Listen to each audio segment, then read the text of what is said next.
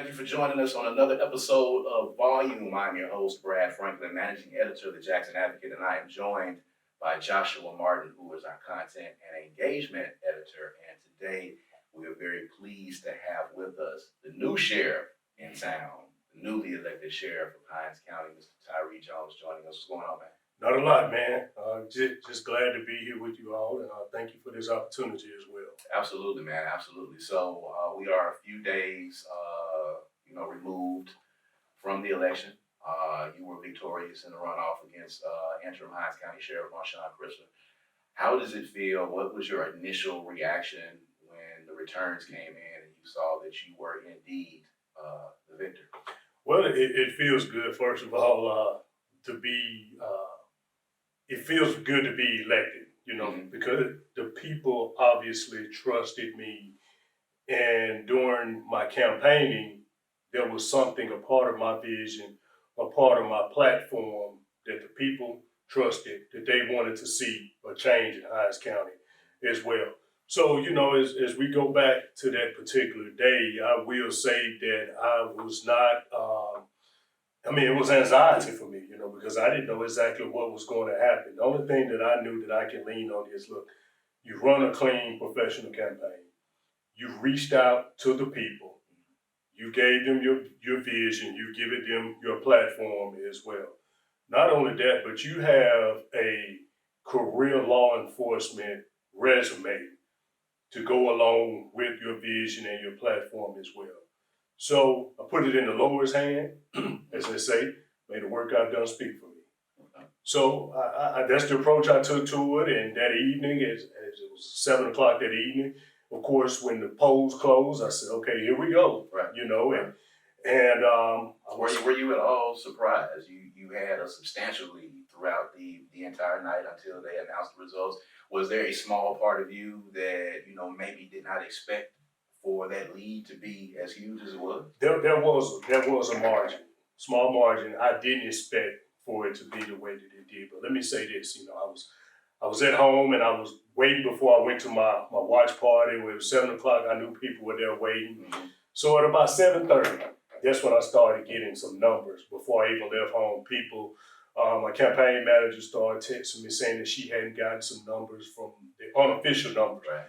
And man, I think within about 10 minutes, I learned that I had won just about 10 boxes in that period of time. I said, okay, so maybe I am, I'm moving along. And some of the boxes that I knew that I won were what I would consider some of your bigger boxes, and these were your boxes in the county. So I started feeling a little bit more confident. I started feeling a bit more better. I said, okay, let me get up and let me go down to my watch party with my family and my friends. And, we'll enjoy the rest of the evening there, still, no matter how it went. So when I got there, I walked in and had the results up on the screen. And I think by that particular time, I think I was up probably about 2,000 votes then. Right.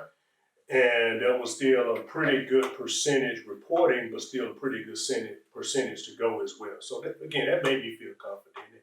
As you know, the numbers continue to come in. I continue to soar as it relates to the percentage, the margin of votes as well. So it felt good. I felt very confident at that particular time, and I felt like that I was going to be the winner of the election.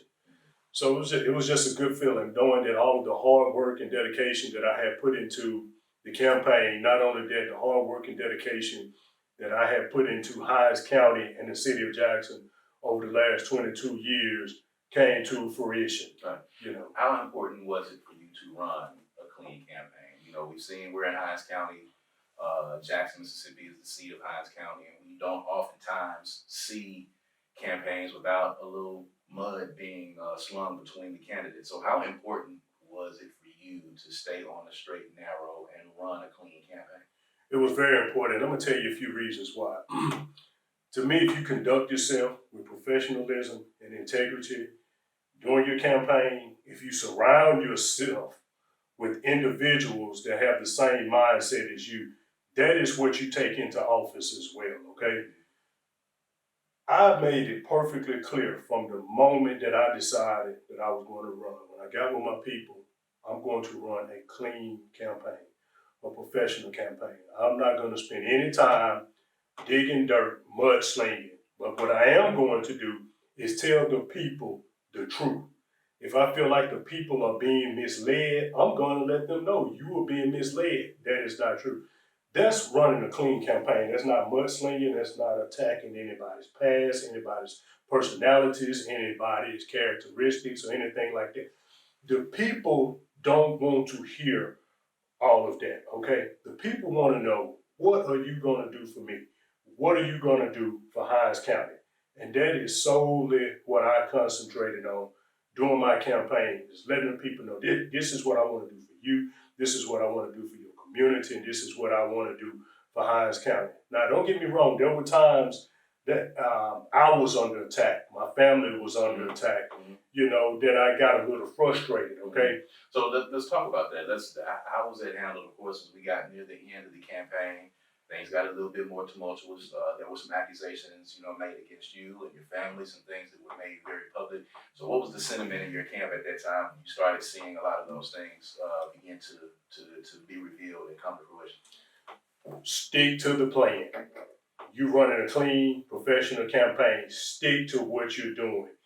Don't entertain it. Don't allow that to get you off track or unfocused on selling your platform, presenting your platform and your vision to the people of Hinds County. And I'm also the mindset of this as well. Good things don't come to situations like that as well. If I lost this race, I was going to lose this race with my integrity and not being connected to anyone or anything that would have jeopardized my professionalism and my integrity. And what I mean by that is, you can't be out here saying, I'm pulling for Tyree Jones to be your next sheriff, Tyree Jones for sheriff, Tyree Jones for sheriff, and letting the people know that you're supporting me. But in the background or on the side, you are doing things misleading the people about my opponent. There's only one way that you can support me at that particular point, and that is to either go to the poll, vote for me, or support me indirectly. What I mean is, I'm going to find a way to make sure that I detach myself from that kind of activity. You're not going to catch me supporting that kind of activity, nor will you catch me making any kind of public, uh, attaching myself to it publicly any kind of way. Yeah. Because what that does, that's a reflection of your campaign. That's a reflection of what you would bring into office. Because some of these individuals that partake in activities like that, in their mindset, I help you get into office. What you gonna do for me now? Right. You see what I'm saying? Right. I'm not that guy. I'm not for sale. I don't mind telling nobody no. And I don't mind speaking my voice or my mind about a situation. We're going to talk about that in just a second. But Josh, you're a younger voter, and of course, being a part of our newsroom, you kind of watch this race go along. What were your thoughts on this sheriff's race, and questions for the newly elected sheriff?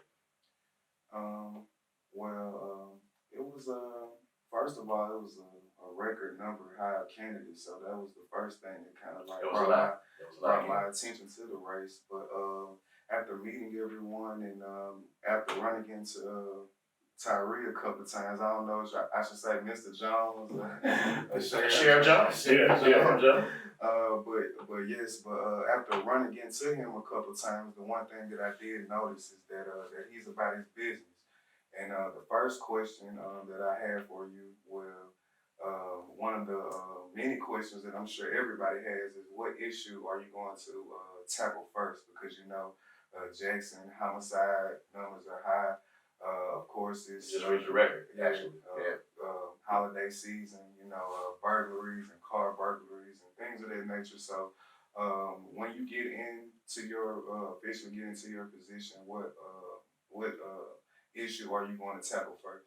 That's a very good question, and let me say, this is not necessarily but this is a dual question, okay? Because you asked me, what can I do? But it's not just about what can I do, it's about what can the people do that I have in place as well.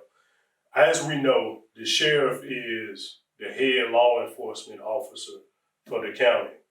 We are the head jailer for Hines County as well, okay? So we can't ignore the fact of the situation that we're plagued with our detention facility right now. As everyone knows, there was a recent order that was handed down by a U.S. federal judge giving us a 21-day chance to respond before possibly being considered for receivership. Right now, at this particular time, that is very priority because you know what happens? If we go into receivership, that crushes the budget for the Hines County Sheriff's Office, okay? So it's very priority that we address this, that we respond to it, and that we do everything we can to help save our detention facilities, okay? Not only that, you have to have that relationship with your legal counsel, your Hines County Board of Supervisors to address this. So they're on board. We had a meeting about it this morning. Everybody is on board to respond to that. Now, as it relates to the crime that we're talking about in the city of Jackson, you know, I talked about this during my campaign. You know, I worked for the city of Jackson for 20 years. So you have to find resources to be able to help the city of Jackson address some of the crime issues that we're having, okay? But within those resources, you still cannot forget about all of Hines County. And I said specifically, I want to serve all of Hines County. We're still primarily responsible for rural Hines County, unincorporated Hines County. We still have to service these people with law enforcement presence and law enforcement response as well. So, you know, detention facility and utilizing and resources that you have available. These are priority. But right now, based on what I've inherited from the last couple of years and from the recent months, we have to address that detention facility. You know, during my campaign, you know, the public was kind of getting an image where we are certain percentage done with the consent decree. We're almost out of the consent decree. And I don't know if you ever heard me, but I tell people, no, we're not. That's not true. And as you can see, I didn't lie to the people, and I didn't allow the people to be misled as well, because the people deserve to know the truth about where we are with this consent decree. We're nowhere near ready to come from under it. And I told the people as well, as a matter of fact, we are moving backwards with the consent decree. We're in a very dire situation, and some things need to be addressed and taken care of. Well, on election day, before the election was over, before 5 o'clock that evening, all of that came to fruition.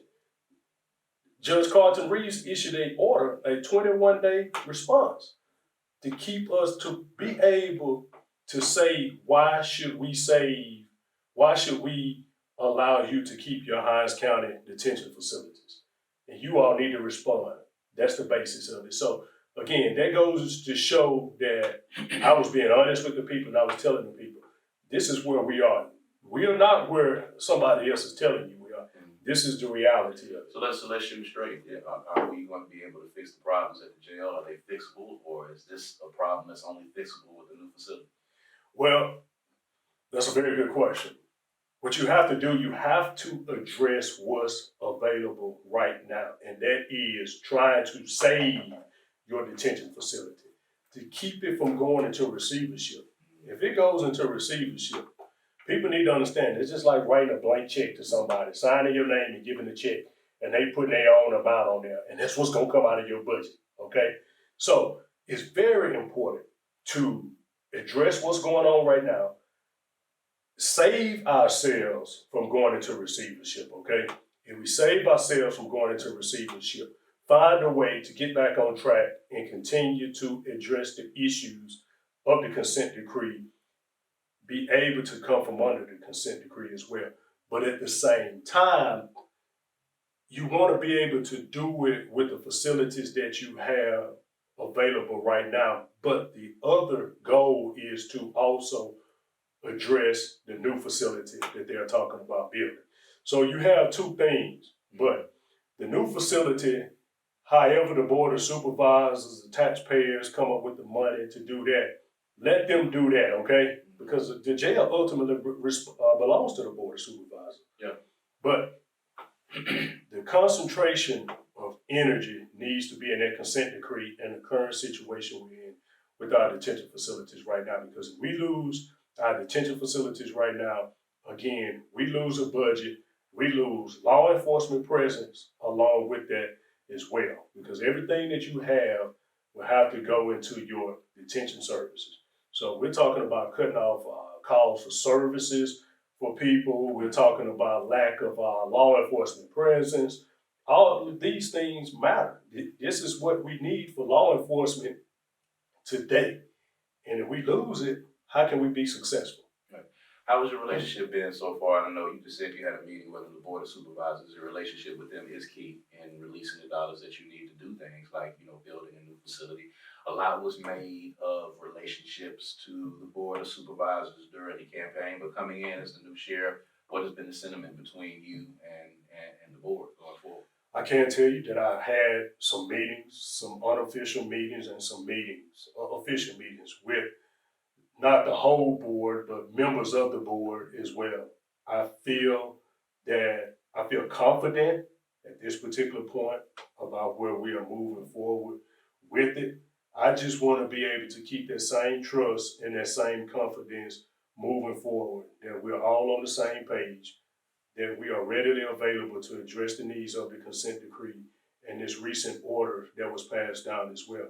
Because when it comes to this order and it comes to the consent decree, it's a lawsuit. It's more of legal terms more so than anything. I'm not the expert with legal terms. I'm not a lawyer. So that's why you have to make sure that they have the right counsel on board, the experts to be able to help and navigate us through this process as well. That's very important. If you don't have that and you're not able to properly respond and address the needs of the consent decree, this 21-day order that was sent down, then you're going to have lack of what I would say lack of expertise going into a courtroom trying to prove to a judge why you should keep your jail. Right. Now, the elephant in the room, crime, city of Jackson. You are the top law enforcement official in Hinds County. We just reached a record number. You are about to take the reins as the sheriff in a few short weeks. The people are going to be asking you, and probably have already asked you, what is your plan? They expect miracles and magic, but on day one, what is your plan for helping and assisting in Hinds County and the metro area in fighting crime? Well, that's what we just got through talking about. You have to dedicate some resources that you have to help the city of Jackson. You can't just say, oh, that's a city of Jackson problem and be the sheriff of Hinds County and don't do anything at all, okay? I worked with JPD for 20 years, okay? The 15 of those years that I worked there was spent investigating, supervising violent crimes that happened in the city of Jackson. So I'm very familiar and very aware of the process, okay? But not only do you have to have boots on the ground actively involved, you have to involve the community. You have to be able to have an outreach to the community, to trust you as the law enforcement official, law enforcement head. They know what's going on in the community. They know some of the people that are out there responsible for some of these crimes and some of these incidents. But you want to have that trust factor with them that they will feel comfortable reporting to the law enforcement agency what's going on. Because as you all know, when you commit a crime, you have to have certain elements to solve the crime. You got to have evidence. You got to have a witness. There you go. Those are the two things. There you go. And if you don't have one, you definitely need the other. And if you don't have neither one, then what do you have? It's very important for people to know that even if you don't have evidence or witness, sometimes word of mouth will help guide an investigation. All somebody got to do is say, you can't use it in court, of course, but I heard, or anonymous information. This is where this person is. The car that you saw involved in an incident or a shooting is at such and such address. Just leave law enforcement to the right direction. Right. And sometimes that allows us to investigate and find out what's going on. So we need the public to speak up to be able to solve some of these crimes as well. And it's very important that you have that trust factor there with them as well. Right. Josh? One thing that I think that can improve trust with the public and law enforcement is not just showing up when something bad happens, like being a presence in the community all over Hinds County, like I said, and just be around during the good times, being actively involved. I'm not sure if you have any like programs or anything in your future plans, but I think there's something that I think that needs to improve. Like just the presence needs to be there when it's not always bad or something's negative going on. Like we need to see those figures in a positive manner. I think that'll help. That's very important. That comes to what we consider community policing, okay? Being able to have that outreach with the community. You do that, you have to include churches, schools, nonprofit organizations. Sometimes just the mere presence alone in the community from your law enforcement official, your law enforcement head shows actively, boots on the ground, and that you are accessible. If you're accessible to the people will come and talk to you. The people who will feel like they can trust you to give you information as well. So everything that you're saying is all about accessibility, being accessible to the people. Letting the people know, hey, I'm the sheriff of Hinds County, but I'm still human. I'm still everyday people. Right. I'm not here for self. I'm not here to showboat. I'm not here to do anything but show the people that I want to serve you and that I'm here to answer whatever calls it is, whatever concerns that you have. These are very important things. And this is what I have been doing for 22 years, is actively engaging the community. How do you think that I was so successful?